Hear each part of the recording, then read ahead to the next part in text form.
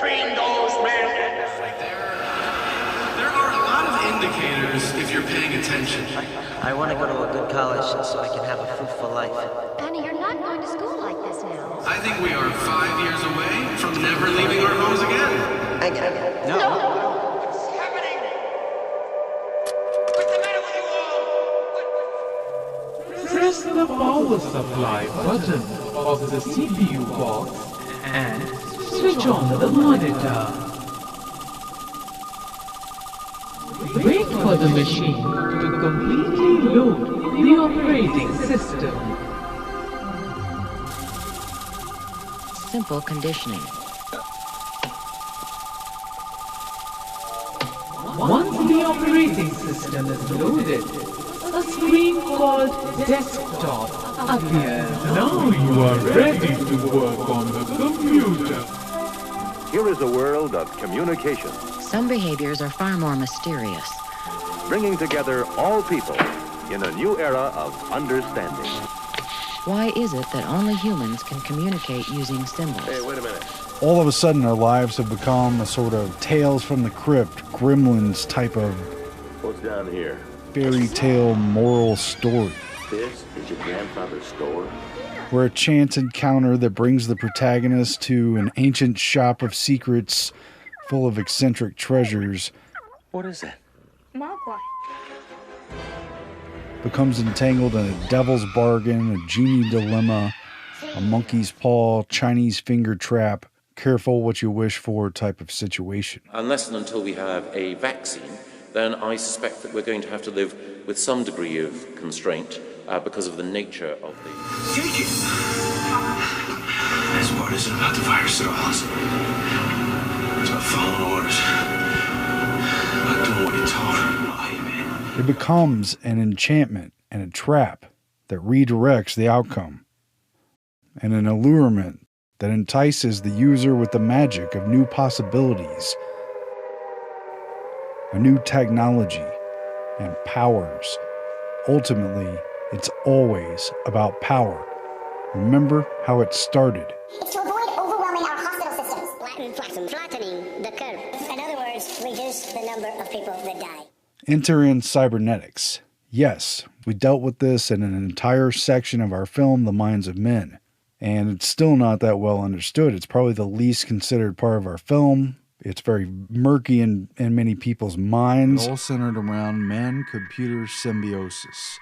Things are going to be considerably better for a lot of people when and if we ever get changed over to an essentially electronic base. As this network evolved, the internet developed into an artificial nervous system. The important thing to realize about systems is how they are controlled. And we must get rid of any notion straight away that control is something imposed on the system from outside. It has to be built into it. Let's see how the mechanism works. You see it lifting here, transmitting the message along here, lifting that cam up here, and then shutting off a valve there. That is built into the system. It's called feedback, and feedback is ubiquitous in control systems. It was hard for me to wrap my head around. However, that's certainly not the case within the belt of the industry and the connected, decentralized pool of tech innovators and suppliers and producers, the linear manufacturers of computers and related tools. One can imagine the neuron being a thresholding unit or processing unit that accepts signals from surrounding neurons. These incoming signals that are weighted according to the connection that they're coming in on, it in turn will now output a signal to other neurons down the line, so to speak. Behavior only becomes interesting from our point of view when we have a collection of such devices. The brain, for instance, is nothing more than a large collection of these neurons which are interlinked by different connection strengths. Here, for instance, the melding of computers and communication and the switch to digital communication technology, aided and abetted by satellites, the computer technology has been moving in a way that nothing else people have ever known has moved. Here's a field that gets 1,000 times as good in 20 years. Research now going on will someday permit a network user to log in. Those who have and continue to work through enormous corporations like IBM and Xerox in creating the base pieces that were to be used. Xerox, the copier company, set up the Palo Alto Research Center, or PARC. The management said, go create the new world. We don't understand it. Here are people who have a lot of ideas and tremendous talent. Personal computing would burst on the scene exactly the way we had envisioned it. This is a Xerox Alto computer built around 1973. Some people would argue that this is the first personal computer. It had the first GUI using a mouse to point to information on the screen. It was linked to other PCs by a system called Ethernet. Without it, all of that began in a wave of testing and research that came before the wave of luminaries and icons, the new titans of our time period, who were known and connected to the biggest institutions of this new way, your Steve Jobs, your Bill Gates, etc. All of their systems were built upon things that came before it, things like GUI systems, graphic user interfaces. These idiots in New York want to show it all to Steve Jobs. I won't do it. Hi, I'm Steve Jobs. I need you to answer some other questions about the stuff you've invented, the graphic interface. Developed by Xerox and DARPA, the Defense Advanced Research Agency, on the one hand, to serve the pathway that later came to be under Apple personal computers, for instance. And they showed me really three things. I was so blinded by the first thing they showed me, which was the graphical user interface. Within, 10 minutes, it was obvious to me that all computers would work like this. This graphic interface stuff was like a miracle back then, and we got it. Steve got it from Xerox, who just turned it all over for us to fool with. Like rich people giving junky old stuff to the Salvation Army. And closely related, IBM's development of the program personal computer, its software and related devices.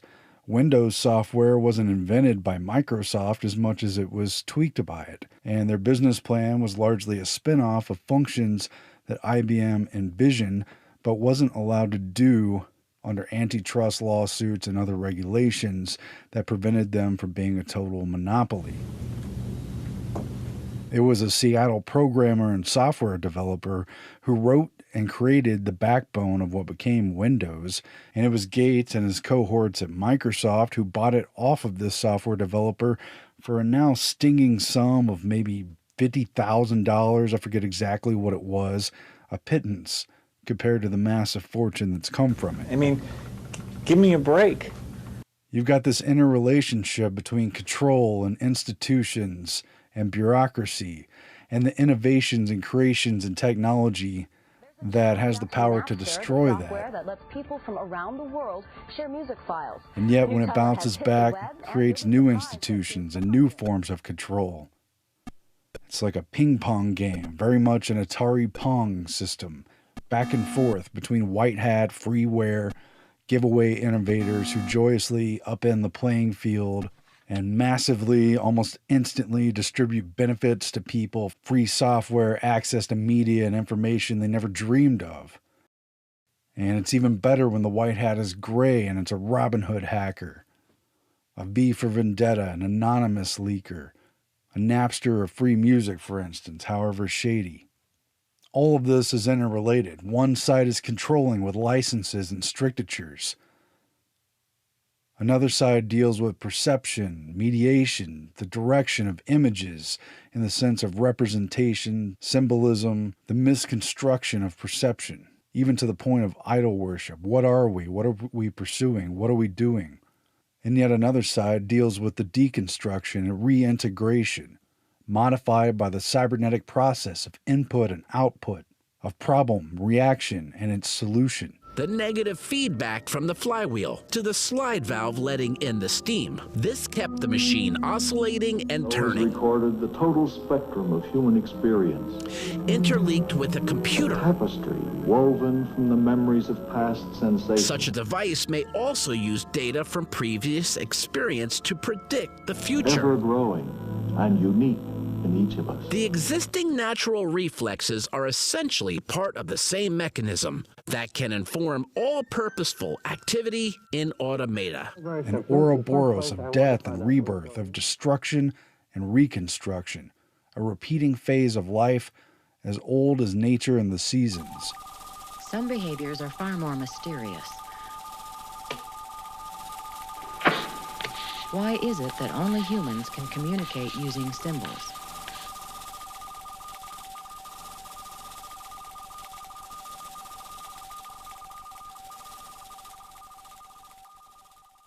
The quiet revolution of Silicon Valley wasn't all bad. We gained new powers, new abilities, amazing new things came from it. But those powers came with shackles too, and this was also built into the architecture. It is and was classic alchemy, the formula, solve et coagula, solution through dissolution, where component elements are synthesized into a new form through a process of breakdown, of dissolving, and building back up again, coagulation. But when you think of it, as the economy is reshaped quickly to take on a more digitally oriented aspect, we're likely to have an employment hangover, or unemployment hangover, I should say. The economy is not going to be anything like it was. It's going to take a long time to recover. It's going to be, people are going to be surprised at how slow and how fitful it was. It's going to take a long time to recover. It's going to be, people are going to be surprised at how slow and how fitful this is. There are jobs being created by virtue of the digital platforms, as well as there are jobs being lost because of the loss of faith in the analog system. So the society just needs to change more quickly to this new paradigm. And that's the lesson that we're all learning, right? Work from home, telemedicine, teleeducation. It's all about technology and a better use of technology.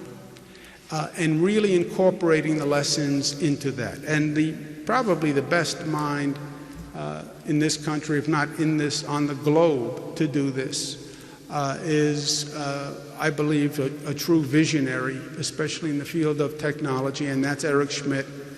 And we've asked him to come work with us to bring that kind of visionary aspect to government and society. The first priorities of what we're trying to do are focus on telehealth, remote learning, and broadband. We can take this terrible disaster and accelerate all of those in ways that will make things much, much better. So in a way, you're making an argument for our technology companies to become even more involved, and even that they will become even more needed going forward if we're going to move towards much more information technology, information sharing, and so on. That goes against the mood that seemed to prevail before the crisis, where there was finger pointing about concentration in the IT sector. You never want a serious crisis to go to waste. And what I mean by that, it's an opportunity to do things that you think you could not do before. You're the person to help us do that. We are all ready, we're all in, and we realize that change is not only imminent, but it can actually be a friend if done the right way. The role here for technology in Silicon Valley has been for decades one of disruption, one of the key bywords of their entire industry. Technology where something interesting is about to happen. Another transition in the way people will use information and use computers. What we're really doing is building an augmented version of humanity. New innovators, tech conferences, all centered around the idea of disruption. A word that means by its definition to break apart, to rupture, to throw into disorder, the interruption of the normal course or unity of things. Well, I have spent my whole life, as you have, being a globalist, believing that free trade and open borders and open economics and so forth leads to peace. And we have much, much proof that globalization has benefited many, many billions of humans in terms of standard of living and so forth. We also see the consequence of globalization in the form of the pandemic. The response is national. And if you look, at the end of the day, when people got afraid, they went to a national solution, not a global solution. How do you develop a real-time digital infrastructure at a national level? We're going to have to reimagine how the workplace works. We're going to have to figure out how to get people into buildings that they're fearful of. My guess is we'll have more demand for office space, not less, because people will want social distancing. We're going to have to think about hub and spoke systems where local people don't travel so far. The systemic beginning to end military-industrial complex participation through DARPA and the shadowy institutions of government and industry cast a dark reflection over the upending of traditional life that we've seen in the digital age. This stage of undermining and destroying the thoroughly corrupt institutions that govern life and reconstituting those functions with systems, artificial intelligence, algorithms, and data tracking.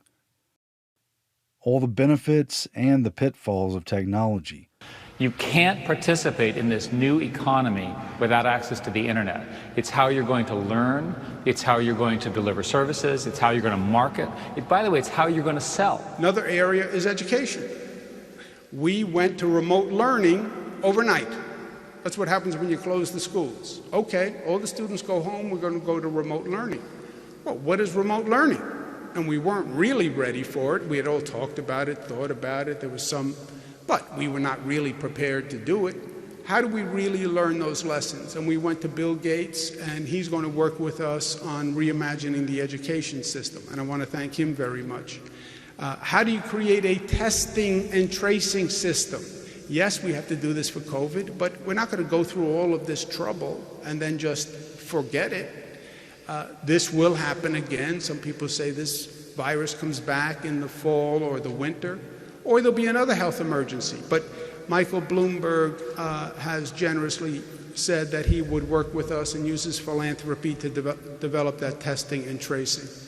And then on a larger scale, how do we really use new technology in the economy of tomorrow? You know, corporations are being forced to try to do things in a different way right now, but many of them may use this as an excuse or as an accelerant to make some big strategic shifts. This 1 month, 2 months period has brought forth 10 years of forward change. So all of a sudden, the internet is no longer optional. It's fundamental to doing business, to operate, to live our lives. Through a process of breakdown, of dissolving, and building back up again, coagulation. Let's be a little bit grateful and think about what your life would be like in America without Amazon, for example. The benefit of these corporations, which we love to malign, is profound. And I hope people will remember that when this thing is Well, we finally wouldn't be over. here today, for example. That's right. And so let's be a little bit grateful that these companies got the capital, did the investment, built the tools that we're using now, and have really helped us out. Imagine having the same reality of this pandemic without those tools. And you know how it's perceived. No one does anything wrong, no one has anything to hide, so what does it matter? The change occurs through our response as a population, through an interrelated system of shocks and adjustments, of shock and ultimately complacency. That's Pavlovian conditioning, and it's a backbone of this whole system of technology. Because the conditioned animal, the conditioned human, and equally the conditioned computer learns through traumas large and small, trials and errors, that are scheduled to occur randomly and unpredictably, yet are consistently to be expected. And these stimuluses, these shocks, have lulled said animal, said computer, said man into a state of compliance, of obedience, and the kind of trust that comes with blinders, obliviousness to anything else going on. It's a deliberate process. What I will say of this virus, I think we're in the middle of a massive experiment. The experiment is, will people listen to scientists? For our own good. For our own good. And if we all paid attention to what scientists say, maybe the coronavirus will just blow on by with a minimum of cases. And then we kicked its ass for obeying the recommendations of scientists. But the people who've quarantined and who've been meticulous and vigilant and so on, who've not been infected, in fact, we're saying, well, maybe they're at the highest risk once they come out of their quarantine and of being so obedient. There's inherent risks in this situation. Now, we don't want to have a lot of recovered people. You know, to be clear, we're trying through the shutdown in the United States to not get to 1% of the population infected. We don't want to have a lot of recovered people. I believe we will be able to avoid that, having this economic pain. It's a deliberate process with predictable results. Each new stimulus on the screen produces a reaction and a modification, however slight, in behavior. Obviously, these modifications, these notifications, are reproduced countless times over. Technocrats since at least the 1930s have been talking about conditioning the population, conditioning their own members, conditioning the public through the technology and to use the technology and to be shaped around its framework. And this creates nervous system reactions. This creates a physiological and psychological reaction to these stimulations. This is integrated into your thinking, your anxieties. It's integrated into your physical system, the way your body reacts to stress.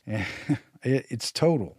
It's really dug in there, and it's really been scientifically worked out. That's what we covered in Minds of Men. And as with everything on the screen, this happens through these intermediaries. The stimulus comes through the medium of the screen, whether it's the cell phone in hand, whether it's the computer on your desktop, the laptop, or any of the wearables and integratable technology that's yet to come. So all this is sort of a setup to move into some quotes I came across in the vein of cybernetics, the development of computers and the related technology, and the deep study of the interrelationship between the computer and the human brain. Backwards and forwards, a two-way street, what they've been working on with cybernetics the whole time. So the University of Virginia put together a timeline, and they point out basic facts. You probably know this. In 1969, the first node of ARPANET is installed at UCLA, and it branches out to several other key universities. It's an early forerunner of things, but it becomes the backbone of the internet. The next year, 1970, the Mansfield Act prohibits DARPA funding of projects without direct military applications.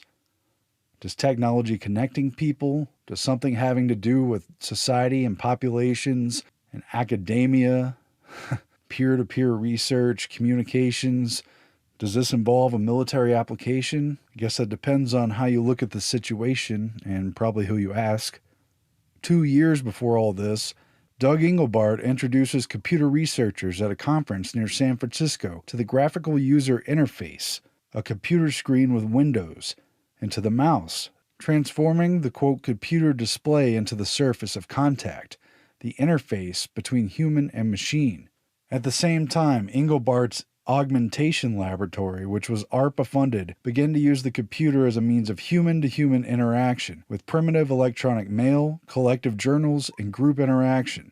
2 years before all this came the first annual symposium of the American Society for Cybernetics, and it involved pretty much all the still-living cyberneticians that we covered in the Minds of Men, the people who are connected to the Macy's conferences. And this was in 1968, the year before ARPANET. These 1968 proceedings for the American Society for Cybernetics were published under the title Purposive Systems, edited by Heinz Forrester, who we covered in the film. This cybernetics meeting came just a blink of the eye before the launch of the first node of ARPANET, the Department of Defense project incubated by universities across the nation that would become the backbone of our modern internet, created by the military, created by a military research project. It wasn't similar, it was the same. Research now going on will someday permit a network user to log in. It looked like. Let's take a map. Any map. So we have the human operators surrounded on both sides by very precisely known mechanisms. And the question comes up, what kind of a machine have we placed in the middle? What kind of a machine is man? The meeting was the major culmination of a generation of cyberneticians who had gathered in private under the Macy's conferences and other spin-off groups since 1942. Margaret Mead, the famed anthropologist and Department of Defense researcher who was at the core of these Macy's cybernetic meetings, lamented over the developments that had come to a head in 1968. A new generation, a new paradigm of culture, and a new group of younger cyberneticians taking over for the old guard.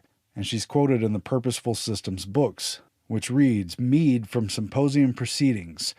I have just lived through a conference where I found myself wishing nostalgically for the dear old days of the late 1930s, when the only people one had to worry about were communists, who had clearly defined goals which were different from your own.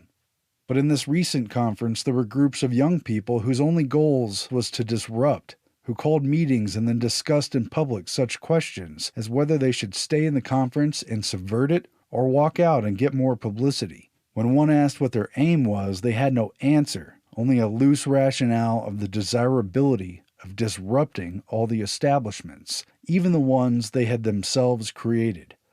As the University of Virginia timeline page LSD, Mind Control, and the Internet, a chronology, thus notes, the period of development between this American Society for Cybernetics meeting in 1968 and the launch of ARPANET in 1969, and then the launch in 1971 of the prototypes of the first graphical user interface personal computer, was tightly bundled together, both in time, space, and spirit, under projects to modify and re-script human behavior, to alter and disrupt.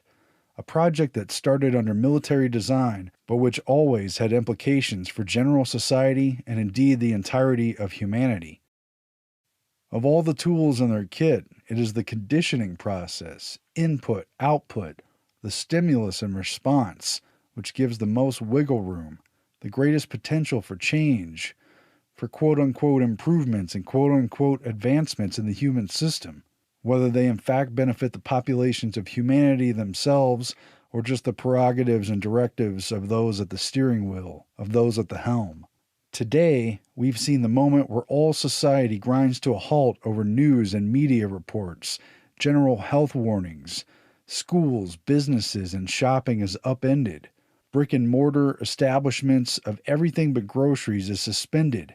People are out of jobs and money and everything but possibilities, and only online commerce can take place. Delivery systems are overwhelmed. Education, training, and meetings are all forced to take place across video conferencing platforms and computer screen instruction. Digital currencies are being introduced, and there's a new dependence on the logistics of this system in a way that history has never before encountered. Disrupt. Disrupt is the operative word of Silicon Valley. Its affiliated hackers and venture capitalists, pirates, and everyone else connected to it. It's a controlled revolution designed to be an evolution towards their ends. And again, this is part of an alchemical formula that's often repeated. And each turn, each cycle, each chemical process becomes only part of the chain of the greater chemical process for change. Certain powerful planners and shapers have long called for speeding up the slow, random process of evolution under the deliberate directives of a human system. This 1 month, 2 months period has brought forth 10 years of forward change. So all of a sudden, the internet is no longer optional. It's fundamental to doing business, to operate, to live our lives. It was a computerized paradise where nothing could go wrong. But something did. We have replaced every circuit. Its technology has been perfected, and an incredible new world has been created. You can experience anything you can imagine, and a few things you can't. My knight to your pawn. Certain series robots work together to make your wildest dreams come true. You can take risks, face danger, defy death. All in complete comfort and total safety. Safety, safety, safety. Government is operating because we got here without any information. They're just making stuff up. They don't know, right? They have these aggregate models. What I want to know is I want to know, how can I trust you? So you show up and you're wearing a mask. That's trust number one. We take your temperature. That's trust number two. But presence of mask and the presence of temperature, lack of temperature, is not a sufficient predictor that you're not a spreader. Infected. Eventually, what we'll have to have is certificates of who's a recovered person, who's a vaccinated person, because you don't want people moving around the world. It's not so much a system of people, but one of people in a system, being managed by the authorization and validation of their online profiles, personas, accounts, avatars, intermediaries. Indeed, an image of the self, replicated as many times as needed. Substitution. For every individual in the digital collective of the human race. They're creating and programming duplicates of real people. She's a replicant, isn't she? Even those of us who create them can't tell the original from the duplicate. With most people living their lives through their surrogate selves, our world has become a safer place. How did we ever reach such a point? It started with a little piece of magic, a hope of something new, unusual, disruptive, something that might be of service to mankind. Let us hope and pray that it serves us well, because stories throughout the history of our peoples have ended with riddled disappointment and close encounters with disaster, unchecked powers and hidden intentions, twisting and gaming the initial innocent contact by a trickster, by a gotcha game, which inevitably becomes a very dangerous episode of playing with fire. Don't stand there like fatted cattle. Will you answer me? This part isn't about the virus at all. It's about following orders.